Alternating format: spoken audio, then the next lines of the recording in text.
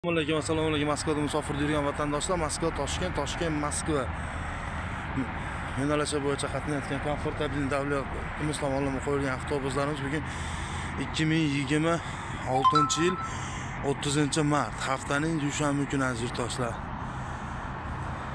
Avtovokzallardan avtovokzallarga qatnayotgan komfortabil avtobuslarimiz mana aziz yurtdoshlar, Sankt-Peterburg viloyatida yurgan vatandoshlarimiz ham через Moskva, Toshkentga qarab ketsalar bo'ladi.